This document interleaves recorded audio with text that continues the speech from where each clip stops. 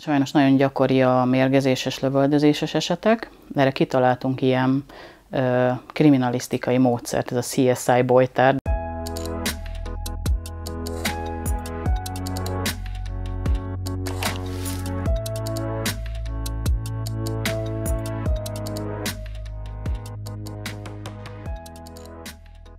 Köszönöm szépen a meghívást a Bolytár Egyesület nevében. Teljes nevünk az a Bolytár Telefonos Állatvédelmi Jogsegélyszolgálat. 2 éve alakultunk. A Markus Gabinak, az elnöknek volt az ötlete.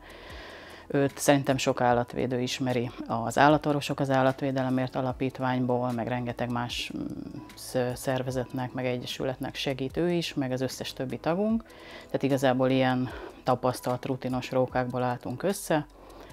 Hát a fő profilunk az ugye, hogy segítsünk mindenféle jogi kérdésben. Egyrészt jogászokból, másrészt állatorvosokból álltunk össze, de az önkéntes nagyobb tagságban van mindenféle hivatásrend, tehát ilyen speciálisabbak, hogy segít nekünk bíróügyész, igazságügyi szakértő, akkor szakállatorvosok, meg tehát ami mindenféle így a szakmához, meg a hivatáshoz tágabban kapcsolódik.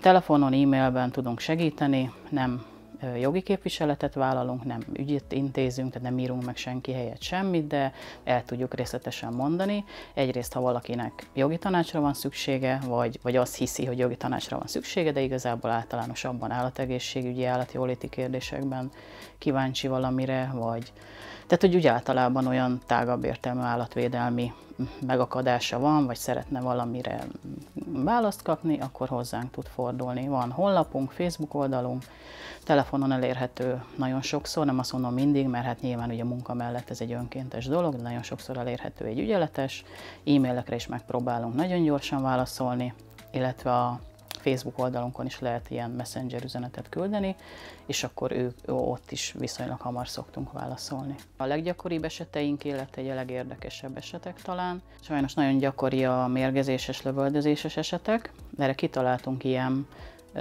kriminalisztikai módszert, ez a CSI Bolytár, de hát nyilván nem mi találtuk ki, hanem máshonnan vettük, hogy megpróbálunk több ilyen esetet összeszedni, tehát ilyen sajnálatos mérgezéses, lövöldözéses esetek, mert ugye erre igazából azt mondják a szakemberek, akik ezzel foglalkoznak, tehát ugye ilyen büntetőjog, bűnüldözés, ilyesmi, hogy ez sose egyedülálló. Tehát aki egyszer már ez nem tudom, így ráérzett az ízére, akkor meg fog még több állatot is mérgezni, lövöldözni fog, mert nem tudom, felháborítja bármi a szomszédságban, lakóközösségbe, és akkor vagy az állatokon éli ki, vagy akár ugye eleve ugye az állatokra megy, mert bármi okból idegesíti az állattartás, és akkor megpróbáltuk rárakni, kértünk a követőinktől ilyen eseteket, és akkor megpróbáltuk rárakni egy térképre, hogy hát ha abból kijön valami okosság, hogy milyen utca, milyen lakóközösség, van-e bárkinek tippje, rakják föl a helyi közösségekbe, ilyen Facebook csoportoktól elkezdve mindenbe, hogy kinek volt még esetleg hasonló esete, és akkor úgy valamit úgy lamentálunk fölötte, hogy milyen helyhez köthető, hogy vannak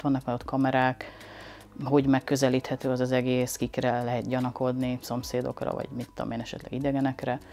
Valaki veszi a fáradtságot, és mondjuk elmegy egy futtatóba szétdobálni ilyen, nem tudom, preparált falatkákat, vagy annyira nem veszi a fáradtságot, tehát csak idézőjelbe.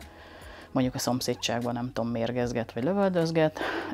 Hát érdekesebb esetek igazából.